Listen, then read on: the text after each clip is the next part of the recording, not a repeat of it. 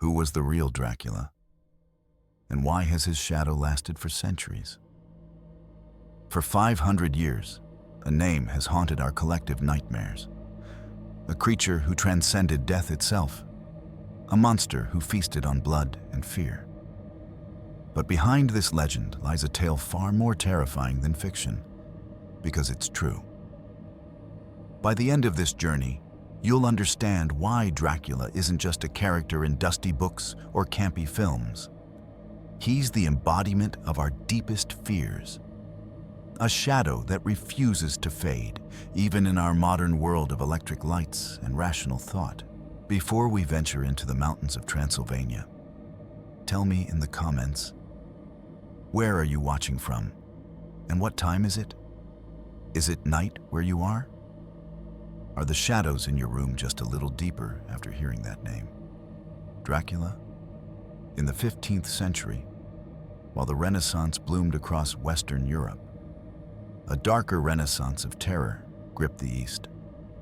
The Ottoman Empire's expansion threatened to swallow Christian Europe whole. And on the bloody frontier between two worlds stood a man whose cruelty would transcend time itself. They called him Vlad the Impaler. But his father bore another name, Dracul. And so the son became Dracula, son of the dragon. Though in Romanian, Dracul carried another meaning, devil. Picture this, a forest of the dead. 20,000 bodies impaled on wooden stakes, their dying screams echoing across valleys. Ottoman messengers arrive at the border of Wallachia to find their countrymen displayed in this grotesque garden of suffering. At its center sits a man calmly eating his meal, dipping bread in the blood pooling beneath his victims. "Tell your sultan," he says to the horrified messengers, "that I have a particular taste for justice. And if he sends another army, I will quench my thirst again." The messengers fled, and thus began the legend of a man who would one day inspire the most famous vampire in history. But this isn't even the strangest part of our tale. For the real monster might not be the medieval prince at all, but the quiet, reserved Irish author who, centuries later, unleashed this terror upon the world anew. The year is 1431. In the fortress town of Sighișoara, Transylvania, a woman's screams pierce the night as she gives birth to her second son. Outside, lightning splits the sky, as if nature itself senses something momentous. The child is born with the umbilical cord wrapped around his neck. An omen the midwives whisper means he will die a violent death. They name him Vlad, after his father. The boy's first breaths come in a world teetering on the edge of apocalypse. The Ottoman Empire pushes northward, devouring Christian lands. Crusades have failed. Constantinople will fall within his lifetime. And trapped between empires lies Wallachia, a small principality ruled by his father, Vlad II Dracul. Imagine being this child. Your earliest memories are of a father who must navigate impossible choices between Christian allies who demand loyalty and Muslim conquerors who command submission. The politics of survival leave little room for childhood innocence. At age 13, young Vlad's life shatters. His father, seeking peace, sends Vlad and his younger brother Radu as hostages to the Ottoman court. Picture this boy, torn from his family, forced to live among those his people consider infidels and enemies. For years, the Sultan's court becomes his prison and classroom. While his younger brother Radu embraces Ottoman ways, converts to Islam, and earns the nickname the Handsome for his charm and beauty, Vlad grows hard and bitter. He watches, learns, and nurtures a hatred that will one day explode in violence that shocks even the hardened warriors of his age. What happened in those formative years? Some accounts suggest the young prince was imprisoned, beaten, possibly sexually abused. Others claim he received an education in warfare, administration, and languages. Perhaps both are true. What we know with certainty is that when Vlad emerged from Ottoman captivity, something fundamental had changed within him. While he was away, his father and elder brother were betrayed by Wallachian nobles and brutally murdered. His father was buried alive. His brother was blinded with hot irons, then buried with him. Can you feel it? The rage building in this young man's heart? The thirst for vengeance that would soon drench 3 countries in blood? But wait. What happened next shocked even his enemies. At just 17 years old, with Ottoman support, Vlad returns to claim his father's throne. Those who witness his arrival describe a young man with cold, penetrating eyes that seem to look through people rather than at them. His first reign lasts mere months before he is ousted by rival factions. For 7 years, he wanders, plots, builds alliances. Then, in 1456, he seizes power again. And this time, his vengeance will be the stuff of nightmares. His first target? The boyars, noblemen who betrayed his father. He invites them to an Easter feast. As they dine, he asks a simple question. How many princes have ruled in your lifetimes? Some proudly name dozens of rulers they have served and betrayed. Others sense the trap and lie. It doesn't matter. When the doors lock, his soldiers seize them all. The older nobles and their entire families are impaled on stakes outside the palace. The younger, stronger ones are marched in chains to rebuild his father's castle at Poenari. They work until their clothes rot off their backs and their bodies fail. As one contemporary chronicler wrote, he was cruel and punished wrongdoers. Thieves, liars, and those who practiced injustice against others did not fare well during his rule. But this justice soon twisted into something darker, a sadistic pleasure in others' suffering that went far beyond punishment. What transforms a man into a monster? Was it the years of captivity? The murder of his father? Or was something already broken inside the boy who would become the Impaler? The most disturbing possibility is the simplest. Perhaps the seeds of cruelty exist in all of us, waiting only for the right conditions to bloom. Summer, 1462. The most powerful man in the world, Sultan Mehmed II, conqueror of Constantinople, leads an army of 90,000 men into Wallachia. Their mission? Crush the defiant Vlad once and for all. The Ottoman forces advance through a scorched landscape. Vlad has ordered a scorched earth policy, wells poisoned, villages burned, livestock slaughtered. Nothing left for the invaders to sustain themselves. But the true horror awaits them at the Wallachian capital. As the Ottoman vanguard approaches Targovishte, they enter a forest unlike any in nature. For 2 miles along the road stand 20,000 impaled corpses, men, women, children. Ottoman prisoners, Bulgarian peasants who had supported the Turks, even Wallachian subjects suspected of disloyalty. Imagine the scene through the eyes of a young Ottoman soldier.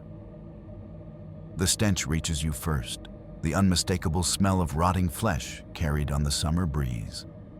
Then you see them, bodies arranged by rank and status. The more important the victim, the taller their stake, some rising 30 feet high. Families impaled together, mothers with babies still at their breasts. Some victims have been dead for weeks, their corpses blackened and pecked by birds. Others still live, their moans carrying across the field like a grotesque chorus.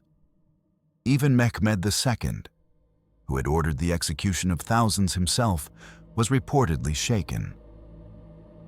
"I can't take the throne from a man who does such terrible things," he allegedly said before ordering a retreat. Vlad's reputation for unfathomable cruelty was no accident. It was a calculated psychological weapon. With a small army, never more than 30,000 men, he held off the world's superpower through terror alone, but this isn't even the most disturbing part. Historical accounts suggest Vlad sometimes dined among his victims. He would dip his bread in bowls of blood. He would inhale the stench of death while eating, apparently unmoved.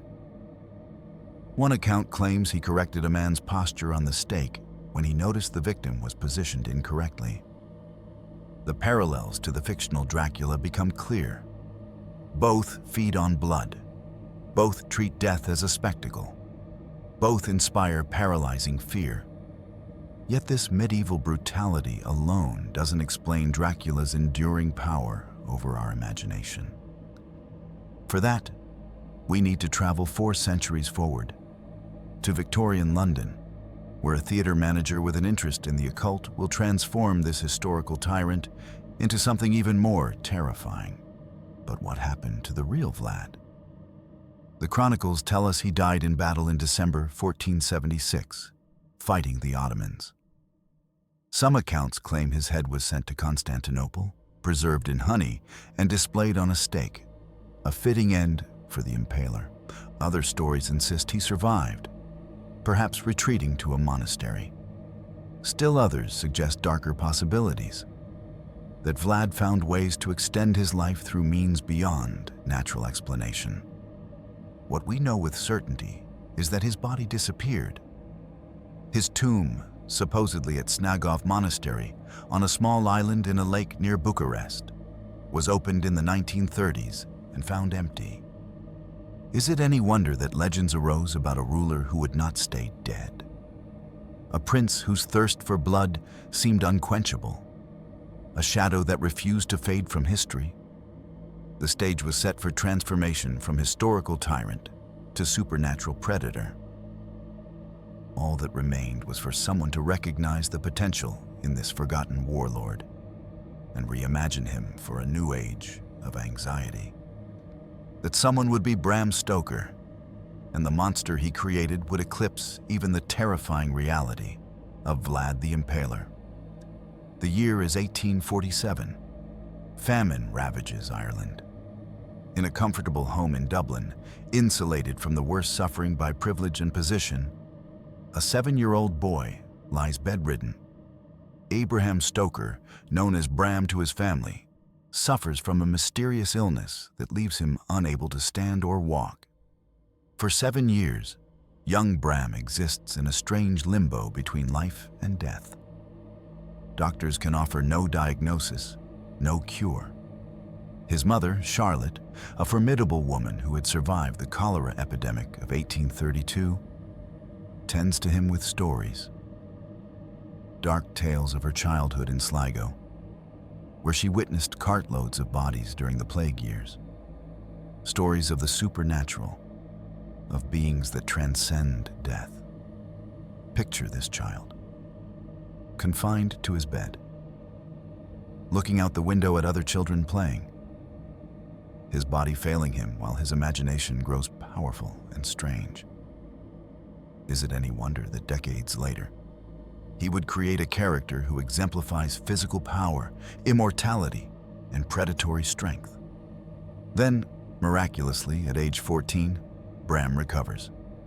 The sickly child transforms into a robust young man who excels at athletics at Trinity College. But those years of illness and isolation leave their mark on his psyche. Death, disease, and the boundaries between life and non-life become his obsessions. After university, Stoker becomes a civil servant by day. But at night, he writes theater reviews, which leads to a life-changing friendship with the greatest actor of the Victorian age, Sir Henry Irving.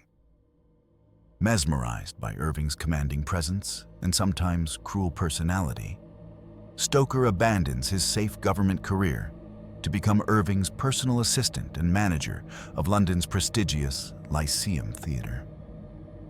For 27 years, Stoker lives in the shadow of Irving's immense ego, catering to his every need, absorbing his theatrical flair for the dramatic and, some biographers suggest, nursing an unrequited love for the charismatic actor. The parallels between Irving's dominance over Stoker and Count Dracula's control over his victims have not gone unnoticed by scholars.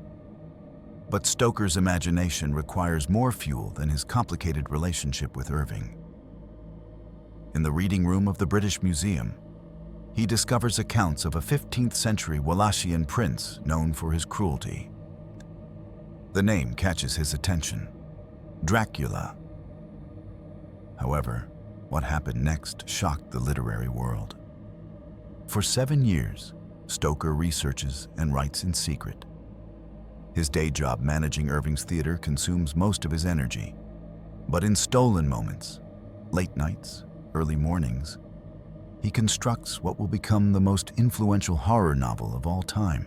Initially, his vampire wasn't even called Dracula. Early notes show the character named Count Wampir. The setting wasn't Transylvania, but Styria, Austria. The villain wasn't even a count, but a countess, inspired by Sheridan Le Fanu's Carmilla. What transformed this conventional Gothic tale into the enduring myth we know today? Two influences converged at precisely the right moment. First, Stoker encountered the work of Arminius Vambéry, a Hungarian scholar who told him folk tales of the undead from Eastern Europe and possibly mentioned Vlad Tepes. Second, and perhaps more significantly, was the social context of 1890s London, a city gripped by anxiety about immigration, sexuality, disease, and imperial decline.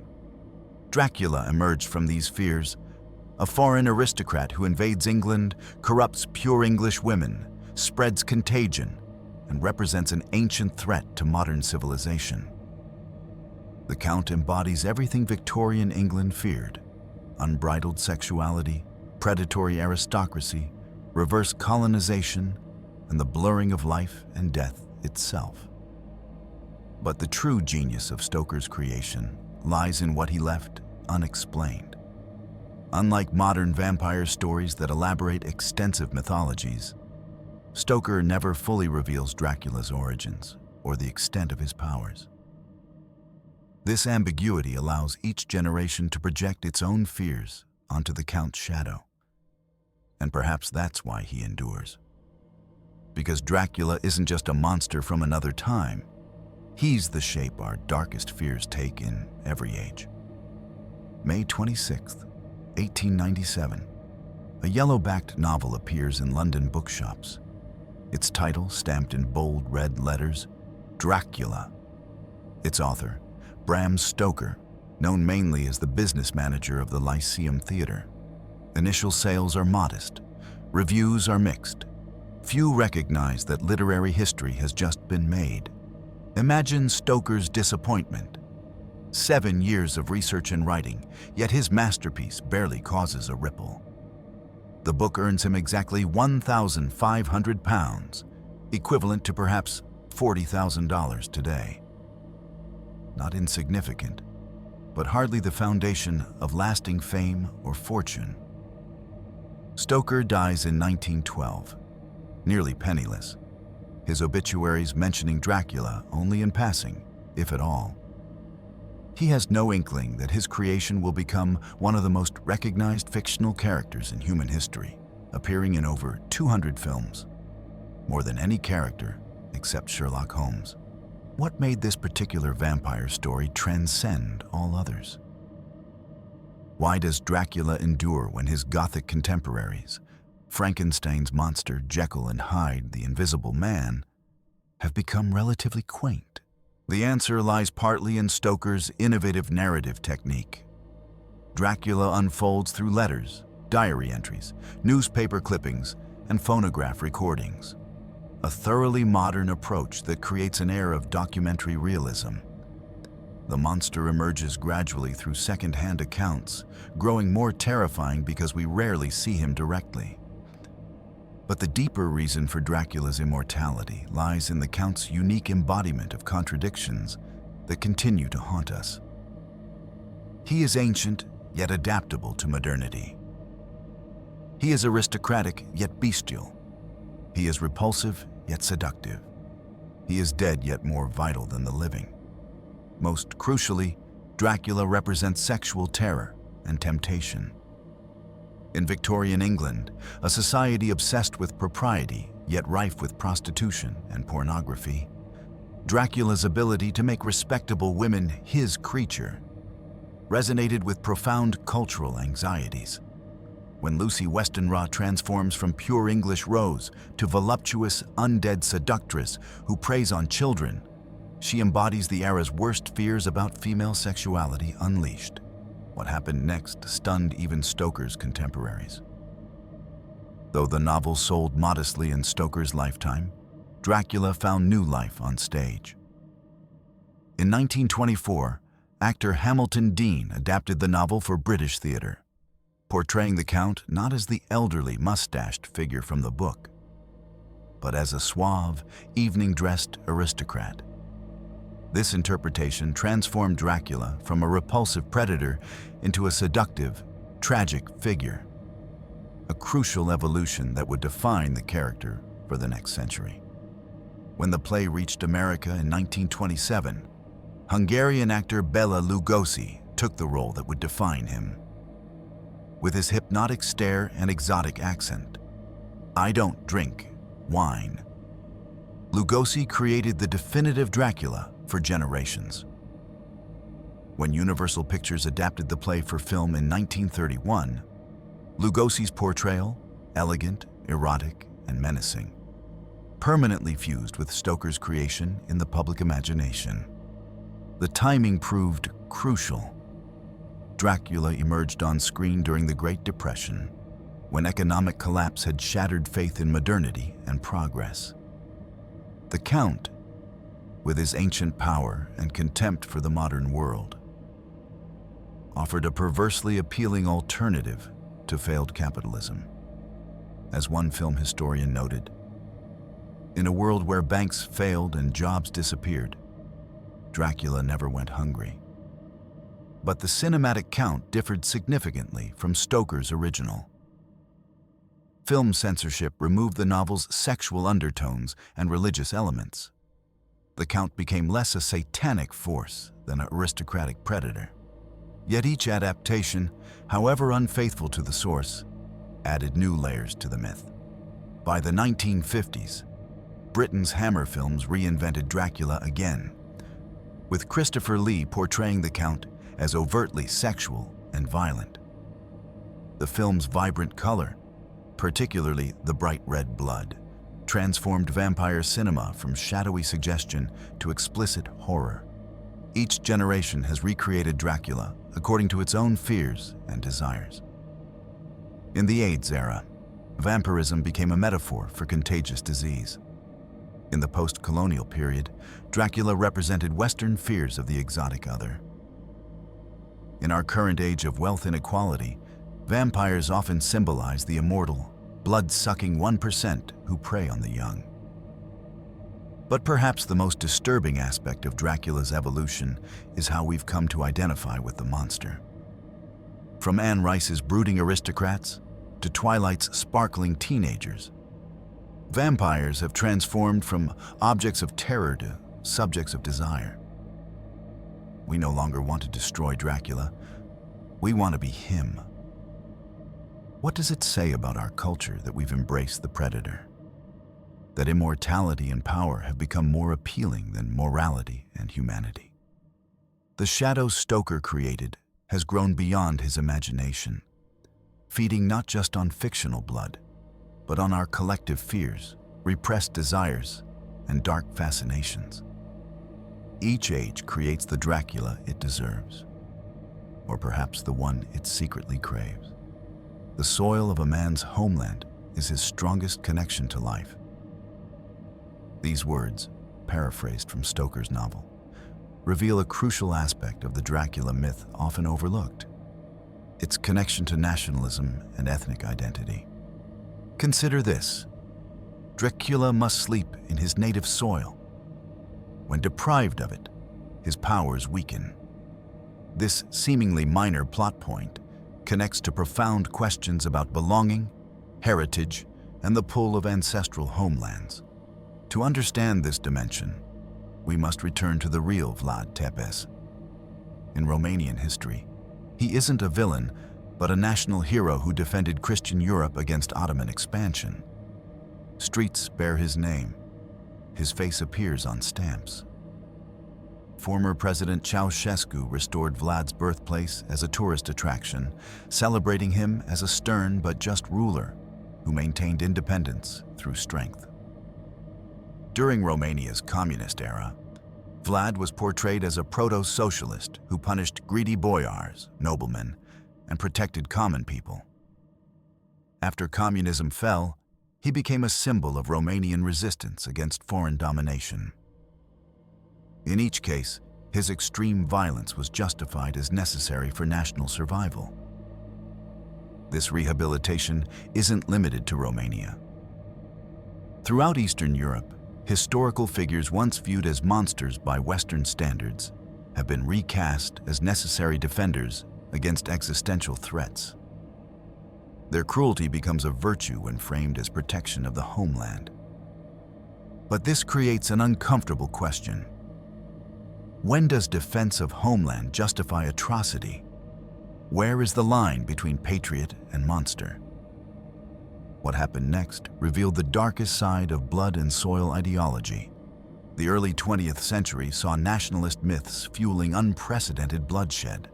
The most extreme example came when the Nazi regime appropriated vampire mythology for anti-Semitic propaganda. Jews were portrayed as blood drinkers who preyed on pure Aryan children, a modern revival of medieval blood libel. The Holocaust demonstrated how ancient fears of blood contamination, of the other who lives among us but isn't us, could be weaponized for genocide. Suddenly, Dracula's threat to create more of my kind took on horrifying real-world parallels. After World War II, vampire stories changed significantly. The aristocratic predator became sympathetic, even tragic. Films portrayed Dracula as lonely, isolated, cursed rather than evil. This shift reflected post-war questioning of authority and traditional power structures. The connection between vampirism and nationalism continues in modern interpretations. In Francis Ford Coppola's 1992 film Bram Stoker's Dracula, the Count becomes a warrior priest whose turn to darkness begins when the church betrays his homeland. His immortality stems not from demonic pacts, but from renouncing God after his wife's suicide, a tragedy triggered by false news of his death in battle against Ottoman invaders. This version reconstructs Dracula as a dark patriot whose love for homeland and wife transforms into eternal hatred when both are taken from him. His invasion of England becomes revenge against the Christian world that abandoned Eastern Europe to the Ottomans. Even more telling is how Western audiences received this sympathetic portrayal. The monstrous other from the East had become a romantic anti-hero. The Count's famous line, "I have crossed oceans of time to find you," transformed him from predator to tragic lover. This rehabilitation of Dracula parallels post-Cold War attitudes toward Eastern Europe. Once the dark lands behind the Iron Curtain, these nations were being reintegrated into Western imagination, still exotic and somewhat dangerous, but now accessible, even seductive. But beneath this romantic veneer lurks a troubling question. Do we sympathize with monsters when they cease to threaten us? Does our willingness to humanize Dracula reflect genuine understanding, or merely the luxury of safety? The blood-soil connection in vampire lore reminds us that identity, national, ethnic, religious, can both sustain and consume us. Like Dracula, we draw strength from our roots. But when that connection becomes obsessive, it can transform into something monstrous, a hunger that can never be satisfied, a wound that never heals. Perhaps that's why Dracula continues to resonate. He embodies both our need for belonging and the terrible price of belonging at any cost. In 1918, as Bram Stoker's creation gained popularity in theater adaptations, a real plague swept the world. The Spanish flu infected 500 million people, 1/3 of the global population, killing between 20 and 50 million. The pandemic transformed how people viewed contagion, turning the previously abstract concept of infection into an immediate existential threat. This collective trauma permanently altered how we understand Dracula.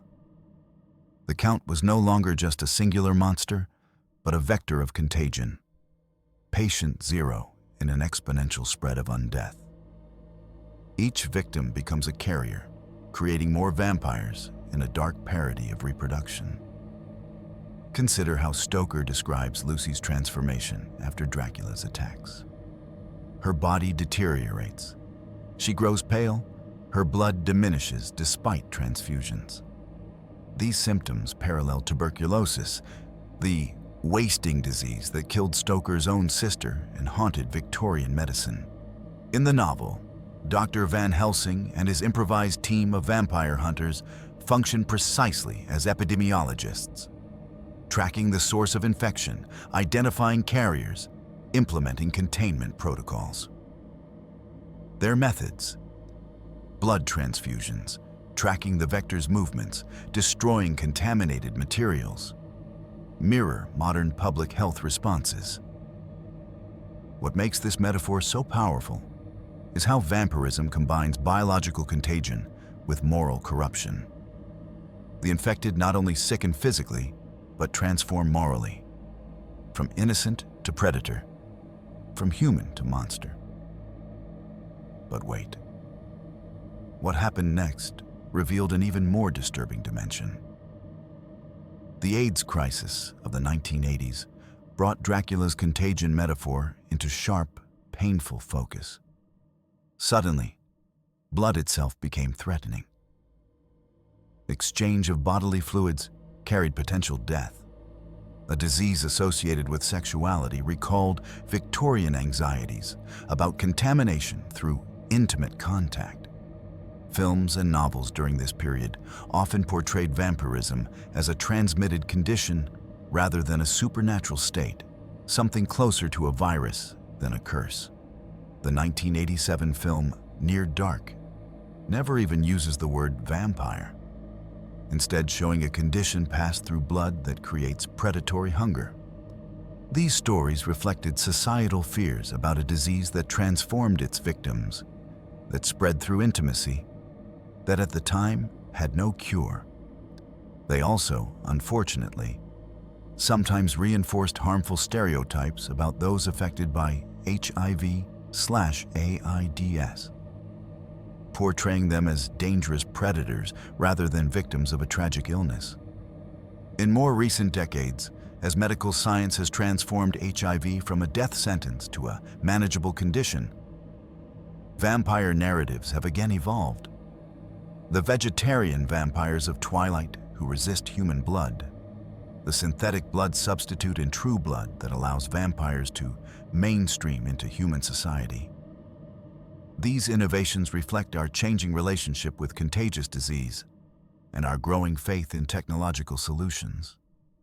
The COVID-19 pandemic has again reshaped our understanding of contagion, particularly how infection spreads through social networks and across borders.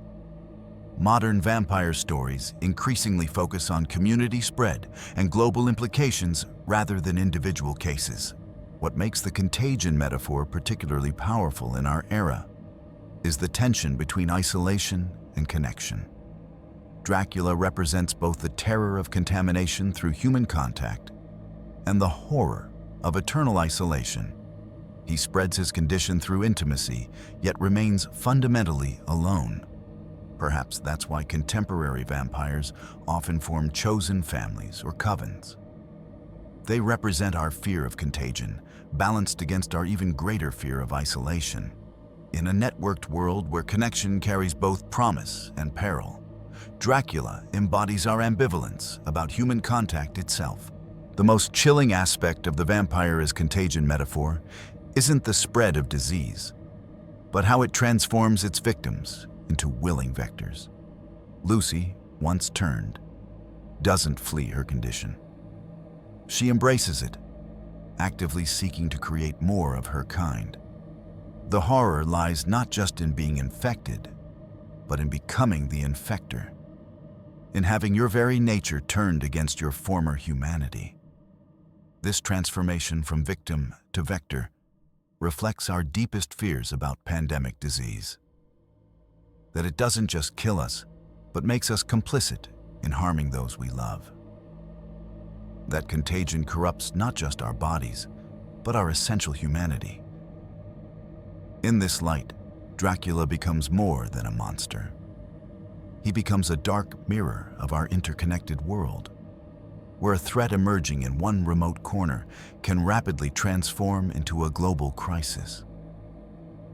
His shadow spreads not just through supernatural means, but through the very connections that define our modern existence. I am Boyer.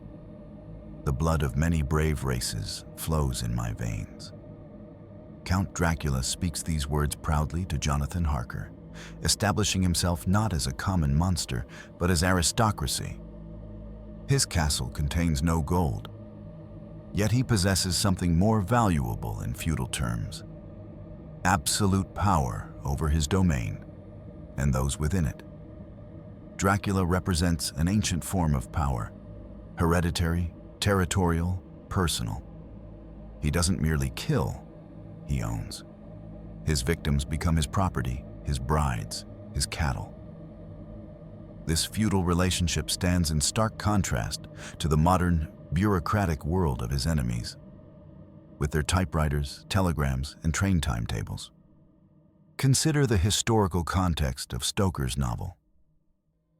Published in 1897, at the height of the British Empire and the culmination of the Industrial Revolution, Dracula emerges during unprecedented social transformation.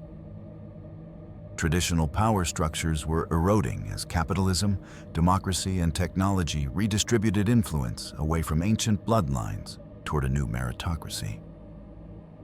The Count, with his centuries of accumulated power and disdain for modern ways, embodied Victorian anxieties about both the remnants of feudalism and new forms of monopolistic capitalism. He is simultaneously an ancient threat and a thoroughly modern one. The aristocrat who refuses to die, and the monopolist who consumes smaller entities. Jonathan Harker recognizes this duality when he first describes Dracula's plan to acquire property in London. This was the being I was helping to transfer to London, where, perhaps for centuries to come, he might satiate his lust for blood and create a new and ever-widening circle of semi-demons to batten on the helpless. Replace blood with profit and semi-demons with corporations, and you have a perfect description of monopoly capitalism as understood by Victorians. But what happened next revealed an even more disturbing parallel. As the 20th century progressed, the vampire as aristocrat metaphor evolved to reflect changing economic realities. F.W. Murnau's unauthorized 1922 film adaptation, Nosferatu, portrayed Count Orlok not as a seductive nobleman, but as a rat-like parasite bringing plague. A reflection of post-World War I German anxieties about economic exploitation and social collapse. During the Great Depression, Universal's Dracula presented Bela Lugosi's Count as a foreign investor with mysterious wealth, buying Carfax Abbey while Americans struggled with unemployment and foreclosure. His immunity to economic hardship made him simultaneously enviable and monstrous. By the 1980s, the vampire as capitalist metaphor became explicit. Films like The Hunger portrayed vampires as beautiful elites in penthouses, literally consuming youth to maintain their privileged existence. Anne Rice's vampire Lestat becomes a rock star, transforming his predatory nature into commodity and spectacle. These portrayals reflected the excesses of the decade. Its celebration of wealth, its youth obsession, its unabashed consumption. "The blood is the life," Dracula declares in Stoker's novel. In the 1980s, that blood became literal capital, with the young sacrificed for the old, the poor for the rich. This economic reading of Dracula becomes even more relevant in our current age of wealth inequality. Today's billionaires, like vampires, seem to exist in a different time frame than ordinary humans. Their wealth accumulates over decades, while they appear untouched by age or limitation. They transcend national boundaries, shifting their presence according to advantage. Their fortunes grow not through labor, but through the mysterious alchemy of compound interest and capital appreciation. As one economist provocatively noted, "The wealthy don't age and die like the rest of us. Their fortunes become self-perpetuating entities, immortal in ways humans cannot be." The most disturbing parallel is how both vampires and extreme wealth require constant feeding to maintain themselves. A vampire who stops consuming blood weakens and eventually enters a death-like torpor. Similarly, capital that stops growing, that isn't continuously invested to generate returns, begins to erode through inflation and taxation. This hunger that can never be permanently satisfied, this need to continuously feed, regardless of consequence. Isn't this the perfect metaphor for capitalism itself? For a system that requires perpetual growth on a finite planet, perhaps that's why Dracula continues to fascinate us. He embodies the ancient privilege that refuses to die and the modern accumulation that knows no limits. His immortality represents both the persistent inequality of human society and the unsustainable consumption that threatens our collective future. When Van Helsing and his companions drive a stake through Dracula's heart, they are not just killing a monster. They are asserting that no power should be immortal, that all privilege must eventually yield to time and change. Their victory is not just over a single predator, but over the principle of endless consumption itself. Yet Dracula always returns, just as concentrated power always reemerges in new forms after revolutions and reforms.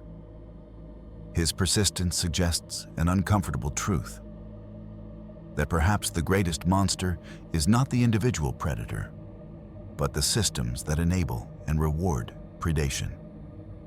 "This monster has left his mark on me." Jonathan Harker writes these words after escaping Castle Dracula, his hair turned white from terror. But the mark goes deeper than physical appearance. Dracula's victims suffer a more profound transformation, a crisis of identity itself. In Stoker's novel, mirrors play a crucial symbolic role. Vampires cast no reflection, a detail that transcends mere superstition. The absence of reflection suggests creatures who exist physically but lack an essential quality of humanity: self-awareness, conscience, or soul.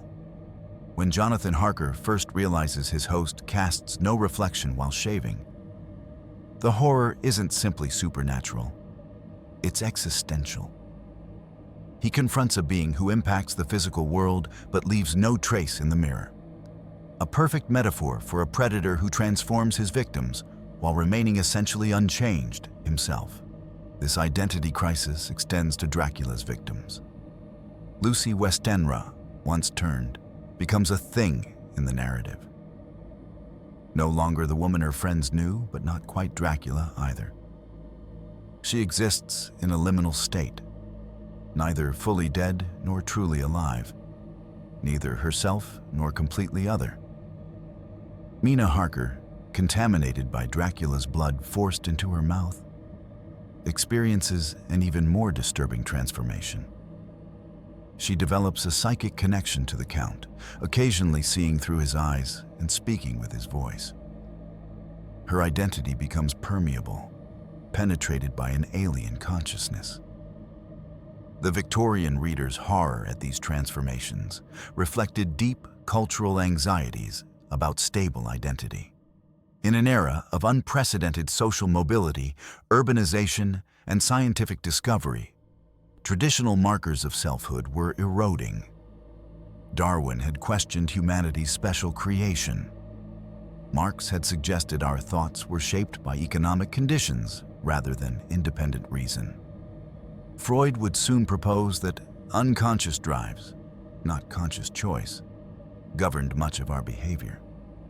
Against this backdrop, Dracula represented the ultimate threat. A being who could not only kill, but colonize the self from within, creating a horrific doubling where the victim appears unchanged while becoming fundamentally alien.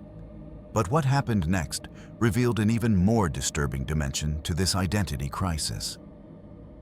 As the 20th century progressed, this aspect of the Dracula myth evolved in unexpected ways. Film adaptations increasingly portrayed vampires as trapped in a crisis of their own identity. Immortal beings who could remember being human, but could no longer experience humanity fully. By the 1970s, vampires often appeared as tragic figures defined by existential loneliness. Their inability to see themselves in mirrors became a metaphor for their alienation from human community. Films like Martin, 1978, even questioned whether vampirism was supernatural at all, or merely a delusion of a troubled mind, suggesting the monster might be a creation of human psychology rather than external threat. This trend culminated in Interview with the Vampire, 1994, where the vampire Lewis retains his human conscience while adopting vampire behavior, creating a tortured dual identity. The film explicitly portrays vampirism as a metaphor for sexual difference, with Lewis and Lestat living as an alternative family unit outside mainstream society. By making the vampire's identity crisis explicit rather than implicit, these stories transform Dracula from external threat to internal conflict. The monster was no longer the foreign other who threatens to corrupt us, but the alienated self struggling with its own nature. In the 21st century, this identity theme has evolved further.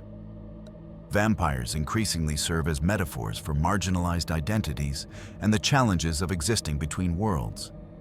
Shows like True Blood explicitly connect vampirism to LGBTQ+ experiences, racial discrimination, and other forms of othering. The vampire who passes as human parallels code switching among minorities. The coming out of the coffin narrative reflects real-world coming-out experiences. The tension between vampire communities and human society mirrors actual struggles for civil rights and acceptance. These metaphors can offer powerful representation, but also risk trivializing real discrimination by equating marginalized humans with literal predators. The evolution of the vampire in popular culture requires careful navigation of these implications. Perhaps the most profound aspect of Dracula's identity crisis is how it reflects our own struggles with technological transformation. In a digital age where our identities exist partially online, where algorithms predict our behavior, where deep fakes can put our faces and voices into scenarios we never experienced, don't we all increasingly fear becoming permeable selves? Don't we all worry about losing control of who we fundamentally are? Dracula no longer simply represents the fear of having our blood drained. He embodies the terror of having our very selfhood penetrated, manipulated, and transformed against our will. His victims maintain the appearance of autonomy while being subtly controlled. A perfect metaphor for contemporary concerns about influence, manipulation, and the colonization of consciousness through media and technology. The empty mirror remains Dracula's most haunting symbol, not just for what it reveals about the monster, but for what it suggests about ourselves. In a world of increasingly mediated experience, do we still cast reflections that truly represent who we are? Or are we all becoming, in some sense, vampiric? Physical presences whose essential selves have become dispersed, fragmented, and increasingly difficult to recognize. Listen to them, the children of the night. What music they make. Dracula's famous words about howling wolves reveal something essential about his nature. He exists between categories, neither fully alive nor truly dead, neither wholly human nor entirely other. This liminality, this existence between defined states, forms the core of his enduring power. Consider the boundaries Dracula transgresses between life and death, between human and animal, between east and west, between past and present, between sacred and profane, between masculine and feminine.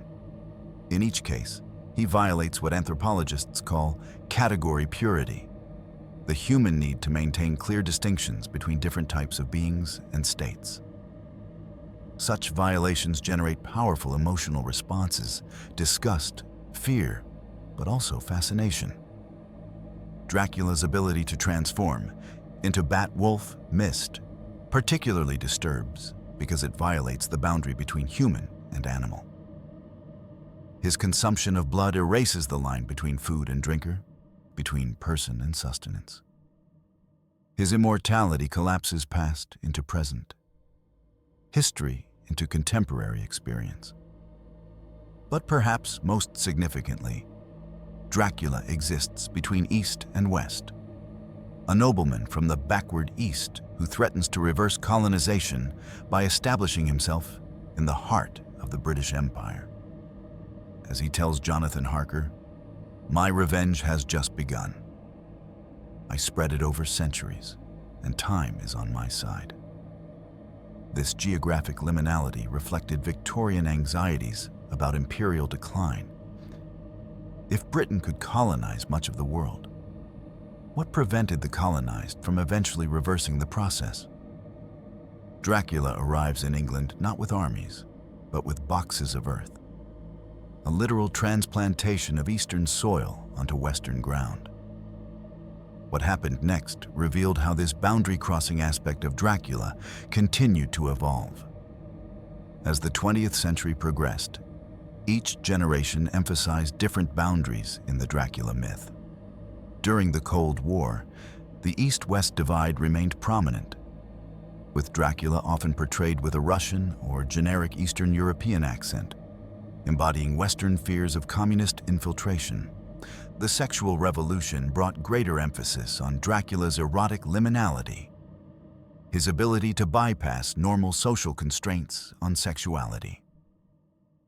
The Count's famous line, "I don't drink wine," became a knowing reference to alternative appetites.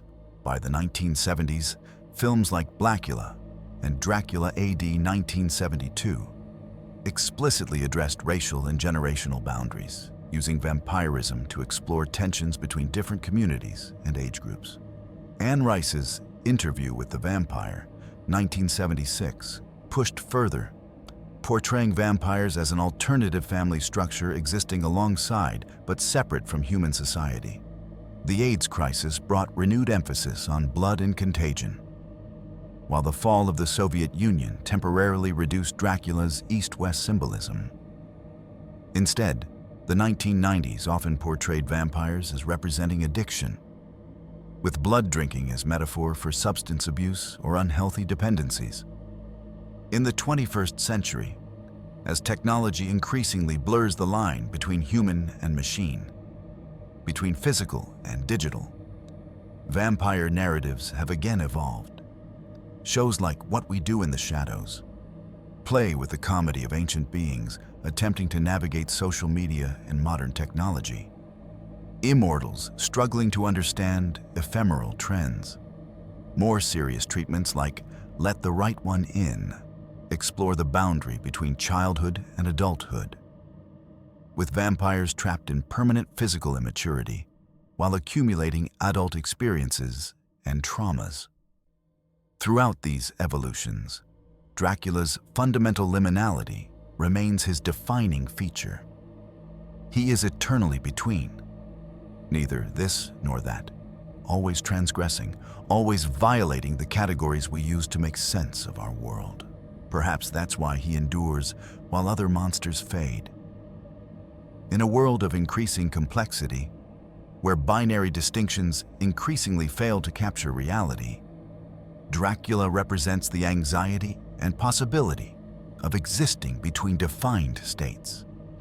He is the monster of transition, of transformation, of categories collapsing. The boundaries he violates reflect each era's particular anxieties. For Victorians, it was colonial relationships and sexual propriety. During the World Wars, it was national and ideological borders. In our digital age, it may be the boundary between authentic and artificial, between physical presence and virtual existence. What makes Dracula truly immortal is not his supernatural abilities, but his capacity to embody whatever boundary currently causes social anxiety. He shapeshifts not just within his fictional world, but within our cultural imagination, adapting to represent whatever transition most disturbs contemporary audiences. This adaptability suggests something profound about monsters in general. They don't simply represent what we fear. They represent what we fear we might become. Dracula endures because the experience of liminality, of existing between defined states, of transformation and boundary violation, remains a fundamental human anxiety regardless of era or culture. In a world increasingly defined by hybrid identities, fluid categories, and constant transformation, perhaps we all increasingly recognize something of ourselves in the Count's liminal existence. Not his cruelty or predation, but his experience of existing between worlds, belonging fully to none. We are in the hands of God. Abraham Van Helsing speaks these words to reassure his band of vampire hunters. But their actions tell a different story. They rely not on divine intervention, but on knowledge, technology, and collective action. Their crusade against Dracula represents modernity's response to ancient threat. Consider this makeshift team: a doctor, Van Helsing; a psychiatrist, Seward; a lawyer, Harker; an American entrepreneur, Morris; and a British aristocrat, Godalming. They embody Victorian progress: medicine, law, business, traditional authority, and emerging psychiatry united against superstition and predation. Their weapons similarly blend tradition and innovation. Ancient symbols like crucifixes alongside modern tools like typewriters and phonographs. They defeat Dracula not through individual heroism, but through information sharing, methodical investigation, and coordinated strikes across multiple locations. In this light, Dracula is not merely a horror novel, but one of the first techno-thrillers. The hunter's methodical use of trained timetables, telegraph messages, and stenography contrasts with the Count's ancient powers.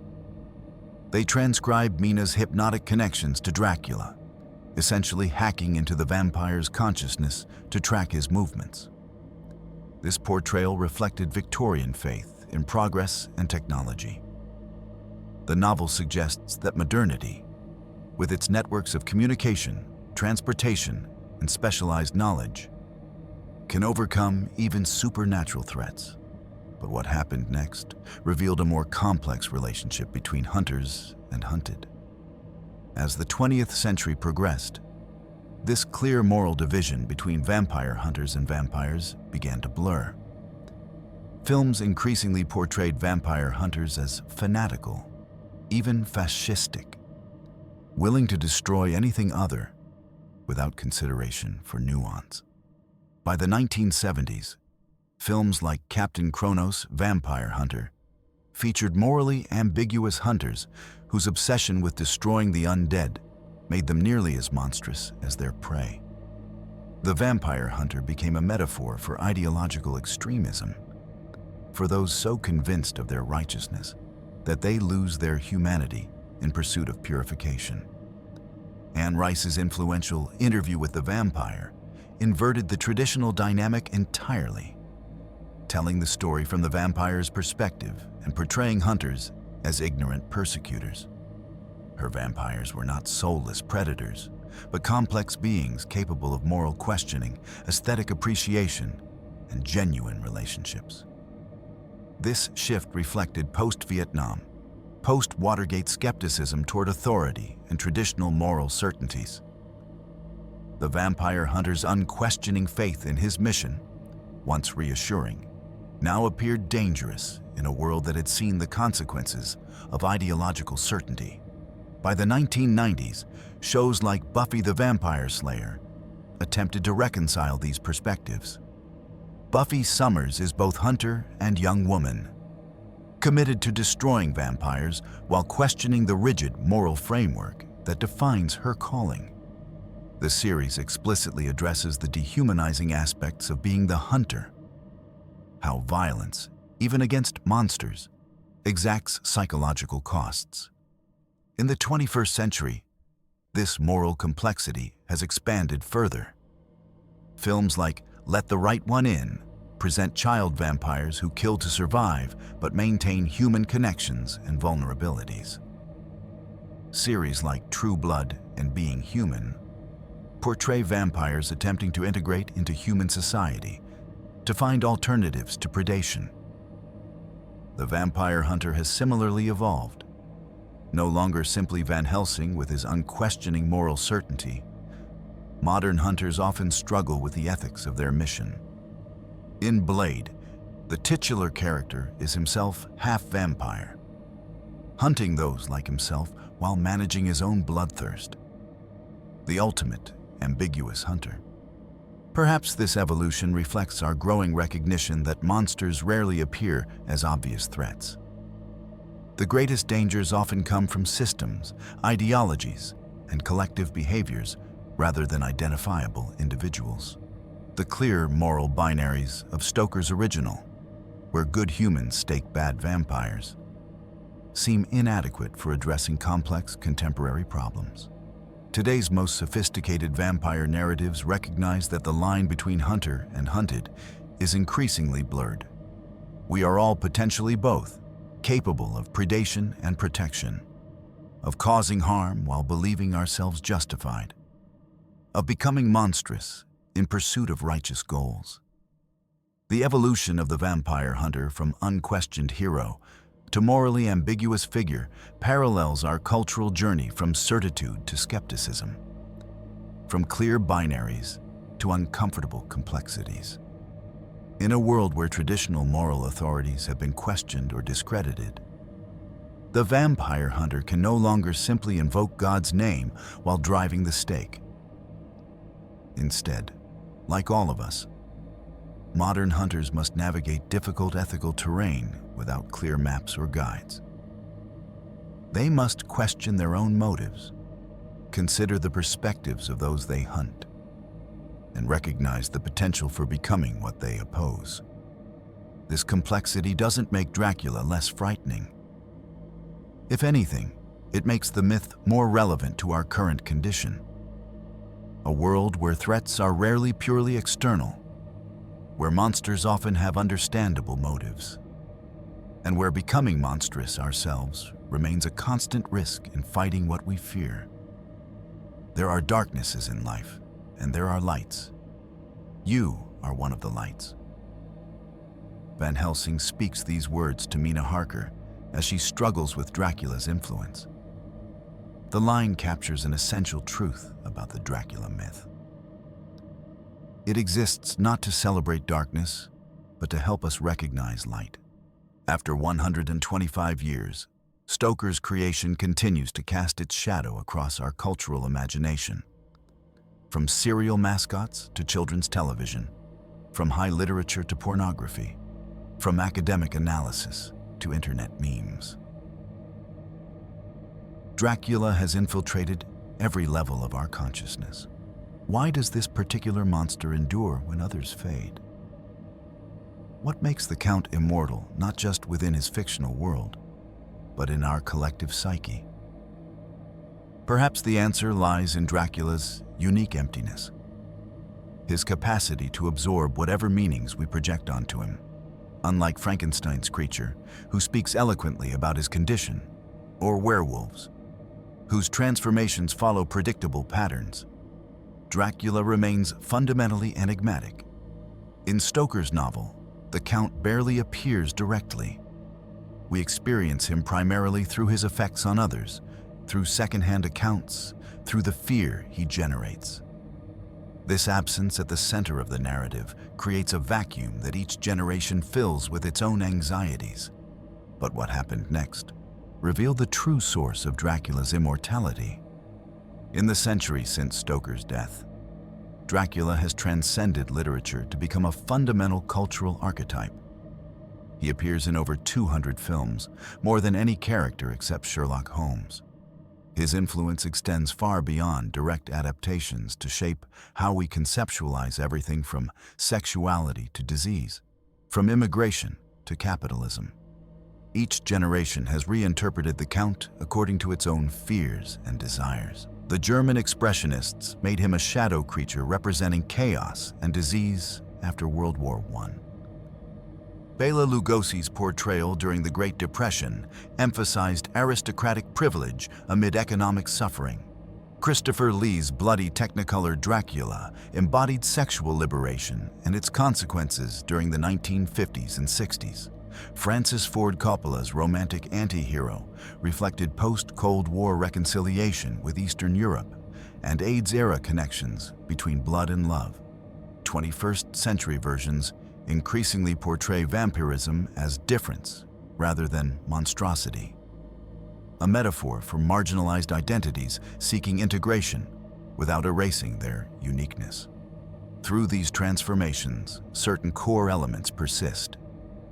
The connection between desire and fear, the tension between ancient and modern, the fear of contamination balanced against the longing for immortality. Dracula's cultural DNA has become so thoroughly integrated into our collective imagination that even those who have never read Stoker's novel or seen a Dracula film recognize his essential attributes. The widow's peak, the evening clothes, the Eastern European accent, the aversion to garlic and crucifixes, the transformation into bat or wolf. These elements have permeated global consciousness.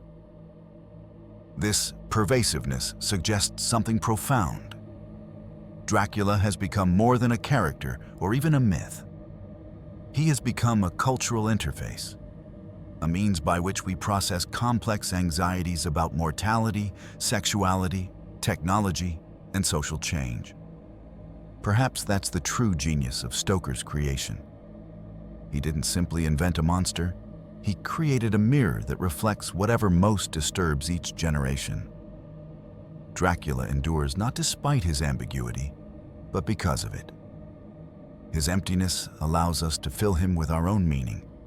The Count's famous line, "I have crossed oceans of time to find you," takes on metatextual significance. Dracula continues to cross oceans of time, finding each new generation, adapting to its particular fears, while maintaining his essential nature as the shadow that refuses to dissipate in modernity's harsh light. In this sense, Dracula has achieved a form of immortality far beyond what Stoker could have imagined. Not the biological immortality of the vampire, but the cultural immortality of the archetype. He lives not by drinking blood, but by consuming and reflecting our changing fears. As long as humans fear death, yet long for eternal life. As long as we desire connection, yet fear contamination. As long as we celebrate progress, yet mourn what progress destroys.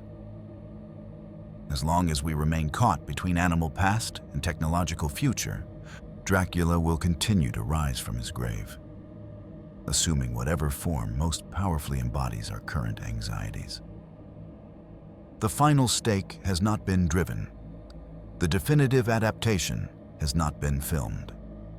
The last word on Dracula has not been written, cannot be written, because he is not simply a character in a story that ended. He is a story that continues to write itself through us, a shadow that grows and changes as our cultural light shifts position. And perhaps that's as it should be. For as Van Helsing reminds us, we need darknesses to recognize light. Dracula endures not to glorify the monster, but to help us recognize and celebrate our humanity, our brief, bright lives set against the darkness of eternity. Do you believe that monsters like Dracula are purely fictional creations? Or do they represent something real within human nature that we need to acknowledge? What ancient fears do you think continue to haunt us today, despite all our technological progress? If you've enjoyed exploring the shadows of forgotten myths with me, become part of our circle of seekers. Subscribe, and together we'll continue to uncover the stories that have shaped our world, but remain hidden just beneath the surface of modern consciousness. Our journey into the darkness has just begun.